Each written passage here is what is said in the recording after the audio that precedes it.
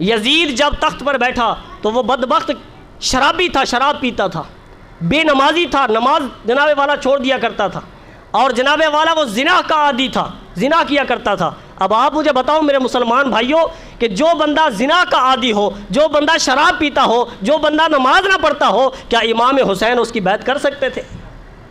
جس کی رگوں میں نبی کا خون ہو، فاطمہ زہرا کے دودھ کی جرت جس کے رگوں میں ہو، مولا علی کی شجاعت جن کے بازوؤں میں ہو، بتائیے کیا وہ یزید کی بیعت کر سکتے تھے؟ کبھی نہیں۔ آپ ڈٹ گئے، آپ نے فرمایا میں کبھی اس بدبخت کی بیعت نہیں کر سکتا۔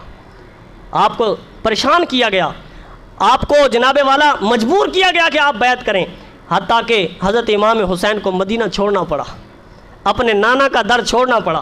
اور جب آپ جا رہے تھے مکہ کی طرف ہجرت کر کے، یہاں پر ایک بات بہت ہی قابل غور ہے، توجہ فرمائیے۔ جب آپ مکہ شریف جا رہے تھے تو راستے میں ایک شخص ملا، اس نے کہا کہ اے نبی کے شہزادے، نبی کے نواسے، آپ کہاں جا رہے ہیں؟ تو آپ نے فرمایا میں مکہ جا رہا ہوں۔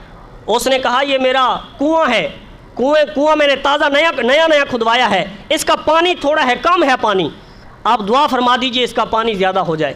آپ نے کیا کیا؟ اس کنویں سے آپ نے پانی پیا، اور جو بقایا بچا پانی، جھوٹا پانی جس کو کہتے ہیں، بقایا جو بچا وہ آپ نے اسی کنویں میں ڈال دیا۔ اسی پانی کی برکت سے خدا کی قسم وہ کنواں پانی سے ابلنے لگا، پانی سے فل ہو گیا، اتنا پانی اس کنویں کے اندر آیا۔ میں پوچھنا چاہتا ہوں کہ امام حسین اپنا لعاب دہن شریف یا اپنا بچا ہوا پانی جس کنویں کے اندر ڈالے، اللہ اس پانی کے اندر اتنی برکت دے کہ پانی خود بخود باہر نکل آئے، تو کس طرح کہتے ہیں کہ کربلا میں حسین پیاسے تھے؟ اگر کربلا میں حسین اگر اشارہ فرماتے تو کیا نہر فرات قدموں میں نہیں آ سکتی تھی؟ آ سکتی تھی۔ میرے حسین مجبور نہیں تھے وہاں، آپ کو مجبور، آپ نے یہ جو کچھ بھی کیا اللہ کی رضا کے لیے، کیونکہ اللہ کی رضا یہی تھی۔ آپ جانتے تھے کہ اللہ کی رضا اسی میں ہے کہ یہ ثابت قدم رہے اور اللہ ان کو بلند مرتبہ عطا فرمائے۔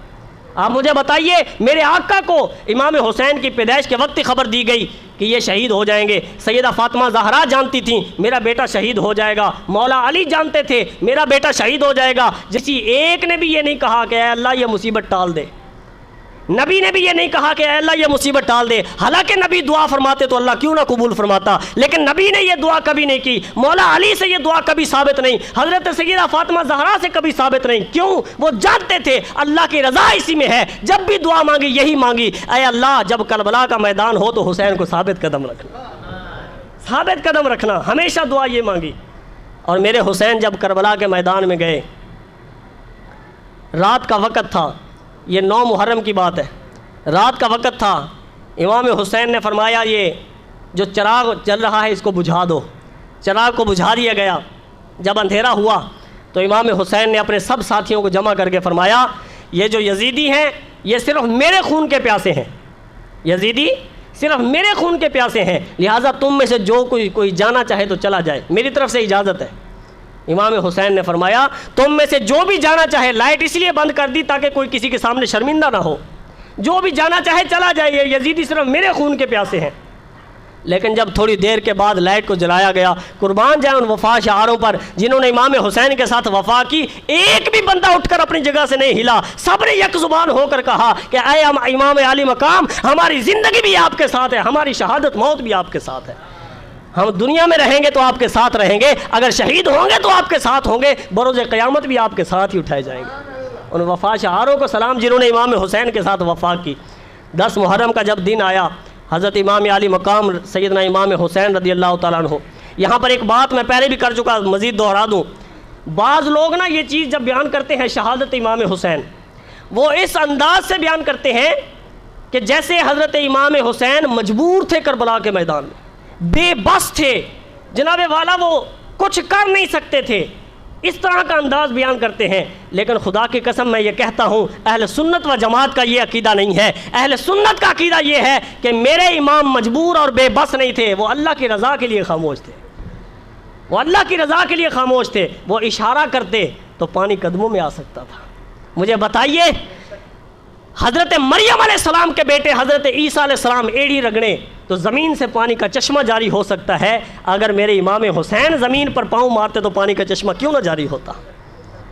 میرے امام حسین کی اولاد میں سے حضرت خواجہ معین الدین چشتی اجمیری ہے، ہندوستان والے، آپ کو ہندو راجہ نے پانی نہیں بھرنے دیا تو آپ نے وہ اپنا استاوا، اپنا لوٹا اس جناب والا انا ساگر میں جب پانی ڈالا تو وہ سارا انا ساگر کا پانی اس لوٹے میں بند ہو گیا، اس کی مچھلیاں نظر آنے لگیں۔ آپ مجھے بتائیے میرے حسین کا شہزادہ ان کی اولاد میں سے آگے حضرت خواجہ معین الدین اجمیری، وہ جناب والا پوری نہر کو، پورے دریا کو اپنے لوٹے میں بند کر سکتے ہیں، تو بتائیے امام حسین اپنے مشکیزے کے اندر ساری نہر فرات کو بند نہیں کر سکتے تھے؟ ہاں جی، حضرت شاہ توکل امبالوی، یہ اللہ کے ولی ہو گزرے ہیں، سید بھی نہیں ہے، شاہ توکل امبالوی، آپ کے بارے میں آتا ہے کہ آپ مسجد میں بیٹھے اسی طرح درس دے رہے تھے، اور درس کے دوران آپ وہ واقعہ بیان کر رہے تھے کہ میرے آقا نے جب درخت کو اشارہ کیا تو درخت چلتا ہوا ان کے قدموں میں آ گیا، وہ بیان کر رہے تھے۔ تو آپ نے بطور مثال، بطور تمثیل آپ نے فرمایا وہ جو مسجد کے سامنے درخت کھڑا ہے، مسجد کے سامنے کوئی درخت ہوگا، آپ نے فرمایا وہ جو مسجد کے سامنے درخت کھڑا ہے، میرے آقا نے اس طرح اشارہ فرمایا، اوے درخت ادھر آ، تو وہ درخت آنا شروع ہو گیا۔ شاہ توکل سائیں امبالوی نے رحمت اللہ تعالیٰ علیہ، انہوں نے اشارہ کیا، وہ جو مسجد کا باہر درخت تھا وہ سچی مچی چل کر ان کے پاس آنے لگا۔ حقیقت میں وہ جو درخت سامنے موجود تھا وہ جنبش کھا کر ہل کر جناب والا سائیں توکل شاہ امبالوی رحمت اللہ علیہ کے پاس آنا شروع ہو گیا۔ پھر آپ نے اشارہ کیا، اور رک رک، میں نے تجھے نہیں کہا، میں تو حدیث بیان کر رہا ہوں، میں نے تجھے نہیں بلایا، میں تو ان اپنے لوگوں کو، میں تو حدیث بیان کر رہا ہوں کہ نبی نے اس طرح بلایا تھا۔ مجھے بتائیے سید بھی نہ ہو، اللہ کا ولی ہو، اشارہ کرے درخت ان کی طرف چلنا شروع ہو جائے، اور اگر امام حسین خود اشارہ کریں تو نہر فرات قدموں میں نہیں آ سکتی تھی؟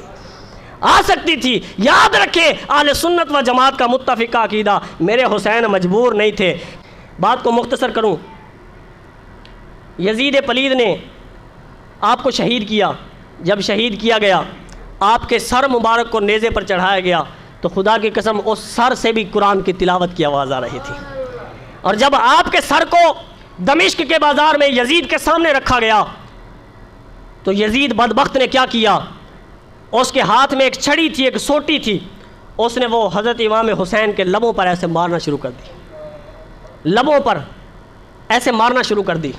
وہاں پر ایک بزرگ تھے، سفید داڑھی تھی ان کی، صحابی تھے، انہوں نے کہا او بدبخت اپنی سوٹی پیچھے ہٹا، سٹک کو پیچھے کر، میں نے اسی لبوں پر مصطفیٰ کو بوسہ دیتے ہوئے دیکھا ہے، میں نے اسی لبوں پر نبی کو چومتے ہوئے دیکھا ہے۔ تو یزید بدبخت کہنے لگا کہ مجھے اگر تیری سفید داڑھی کا حیا نہ ہوتا تو میں تجھے قتل کر دیتا، کہ تو نے میرے سامنے یہ جرأت کی بات کرنے کی۔ اس بزرگ نے فرمایا او بدبخت تو میری سفید داڑھی کا حیا تو کرتا ہے، نبی کی آل کا حیا نہیں کرتا، نبی کی بوسہ گاہ کا حیا نہیں کرتا، میری داڑھی کا حیا کرتا ہے، کیسا حیا ہے تمہارے اندر؟ یاد رکھیں یزید کا جو ظلم تھا وہ کربلا تک بس نہیں ہوا، کربلا کے بعد اس نے مدینہ پر چڑھائی کی، کیونکہ لوگ اس کے خلاف ہو گئے تھے۔ جب لوگوں کو پتہ چلا جیسے جیسے کہ امام حسین کو شہید کر دیا گیا تو لوگ اس کے خلاف ہو گئے، بغاوت کر دی، اس نے مدینہ پر چڑھائی کی اور اپنے جانوروں کو مسجد نبوی کے اندر باندھ دیا۔ 3 دن تک مسجد نبوی میں نہ اذان ہوئی نہ نماز ہوئی۔ جو وہاں پر پاکیزہ خاتون تھیں، خواتین تھیں، ان کو جناب اپنے لشکر پر حلال کر دیا، کہ جس کے ساتھ جو مرضی کرو۔ یہ یزید کا ظلم ہے، تاریخ کے اندر لکھا ہوا ہے۔ جب مکہ کے اندر یہ ظلم، مدینہ کے اندر یہ ظلم ڈھانے کے بعد اس نے پھر مکہ پر چڑھائی کی اور خانہ کعبہ پر اس نے آگ کے گولے پھینکوائے، اور جناب والا خانہ کعبہ کا جو غلاف ہے اس کو آگ لگائی، اور جو وہ دمبا آیا تھا حضرت اسماعیل والا، آپ نے وہ واقعہ سنا، حضرت اسماعیل کے لیے جو اللہ نے دمبا بھیجا تھا، اس کے جو سینگ تھے نا، سینگ، وہ بطور نشانی خانہ کعبہ کی دیوار کے اوپر رکھے ہوئے تھے۔ جو بھی حاجی آتا تھا اس کی زیارت کرتا تھا، اس بدبخت یزید نے ان سینگوں کو بھی جلوا دیا۔ اس کا ظلم بس نہیں ہوا، مدینہ پر، مکہ پر، جہاں جہاں پر بھی مسلمانوں نے سر اٹھایا اس بدبخت نے سب کے خلاف ظلم کیا۔ اور جب وہ اپنا ظلم مکمل کر چکا، لیکن وہ کہتے ہیں کہ ظلم کو آخر زوال ہے، ظلم بڑھتا ہے تو مٹ جاتا ہے، اور خون ہے جب بہتا ہے تو جم جاتا ہے۔ وہ یزید بھی دنیا سے چلا گیا، میرے امام عالی مقام آپ نے بھی پردہ فرمایا، شہید ہوئے، لیکن ایمانداری سے مجھے بتائیے، یہاں پر نوجوان بھی بیٹھے ہیں، یہاں پر بزرگ حضرات بھی بیٹھے ہیں، آپ بتائیے اپنے رشتہ داروں میں، اپنے دوست احباب میں، اپنے گلی محلوں میں، اپنے شہر میں آپ نے کسی کا نام یزید سنا؟ کسی نے اپنے بچے کا نام یزید رکھا ہو؟ نہیں ہے نا۔ اور حسین کتنے ہیں؟ ہاں جی، اتنا بڑا اپنے آپ کو بادشاہ کہلانے والا متکبر جس نے اتنا ظلم کیا، اس کا نام بھی گالی بن گیا کہ کوئی جناب والا یزید اپنے بچے کا نام رکھنے کے لیے بھی راضی نہیں ہے۔ اور حسین جو آج تک بھی زندہ ہیں، جن کو اللہ نے زندگی عطا فرمائی، ان کا نام دیکھو گلی گلی میں پھیل رہا ہے۔ یہ ہے حق و باطل کا مارکا۔